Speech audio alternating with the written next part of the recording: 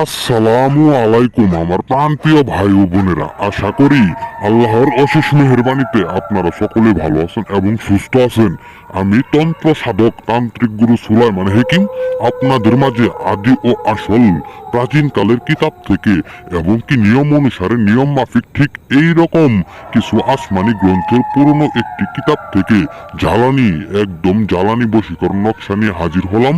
যে নকশাটি দ্বারা নারী অথবা পুরুষ, এক কথায় বলতে গেলে নারী অথবা পুরুষ, বিবাহিত অথবা অবিবাহিত, একদম যৌনদারী যে ব্যক্তিগুলো আছে তাদের মাধ্যমে একদম জ্বালানি বশীকরণ করলেই সেই কাঙ্ক্ষিত ব্যক্তি জ্বালা উঠে আপনার কাছে সে সাড়া দিতে বাধ্য, বশীকৃত হতে বাধ্য। বশীকরণ হয় না, বশীকরণ কাজ করলেও হয় না। তন্ত্র মন্ত্র তাবিজ অনেক রকম অনেক কবিরাজের কাছে গিয়ে তকবির নিয়ে এখন আপনি পুনরায় সর্বশান্ত। ঠিক এইরকম ব্যক্তিদের জন্য আমি তান্ত্রিক গুরু সুলাইমান হাকিম এই জ্বালানি বশীকরণ কুফুরি, এটা এমন এক কুফুরি জ্বালানি বশীকরণ নকশা। মাত্র আগুনে পুরবেন সেই কাঙ্ক্ষিত ব্যক্তির বুকটা 5 মিনিটের ভিতরে দরফর করতে বাধ্য। মাত্র 5 মিনিটের ভিতরে বশীকরণ হবো একদম জ্বালানি বশীকরণ কুফুরি নকশা। এটা এমন এক পাওয়ারফুল নকশা, নারী পুরুষ উভয়, হিন্দু মুসলিম খ্রিস্টান বৌদ্ধ যে ধর্মের মানুষই হন না কেন, যার উপরে করুন না কেন, অবশ্যই কাজটি করলেই ফল পাবেন। দেশে অথবা দেশের বাইরে যে কোনো নারীর উপরে আকর্ষণ করতে চান অথবা যে কোনো ব্যক্তিকে আপনি আপনার উপর বেশিকিত করতে চান, ঠিক এরকম ব্যক্তিদের বশ করে রাখতে পারবেন মাত্র 5 মিনিটের ভিতরে জ্বালানি বশীকরণ মন্ত্র নকশাটা দ্বারা। এই নকশার নিয়মটা আমি আপনাদের বলে দিতেছি, মনোযোগ দ্বারা শুনিয়া নেন।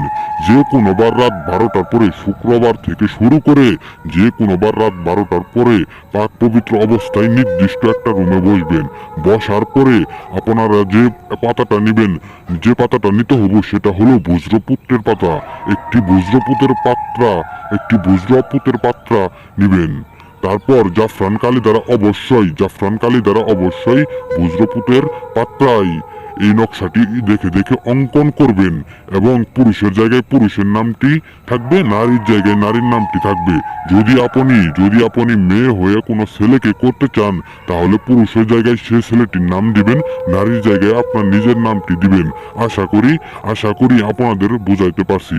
অবশ্যই নাম দুটি আরবিতে লিখে দিবেন, অবশ্যই নাম দুটি আরবিতে বসাতে হবে। আর জাফরান কালি দ্বারা নকশাটি অঙ্কন করতে হবে। বজ্রপুত্রের পাতায় নকশাটি অঙ্কন করার পরে জ্বলন্ত আগুনে অথবা গ্যাস লাইট দিয়ে নিঃশ্বাস বন্ধ করে আগুনে পুড়ে দিবেন। কি করবেন? জ্বলন্ত আগুনে নিঃশ্বাস বন্ধ করে নকশাটি পুড়ে দিবেন। আমি খুদার কসম করে বলতেছি 5 মিনিটের ভিতরে সেই কাঙ্ক্ষিত ব্যক্তিটি আপনার কাছে সারা জীবনের জন্য বশ হয়ে যাব।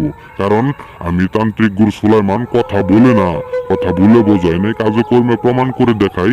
আমি যেভাবে বলে দিছি আপনারা আমার কথা মতো কাজ করবেন, সেভাবেই সফল হবেন ইনশাআল্লাহ।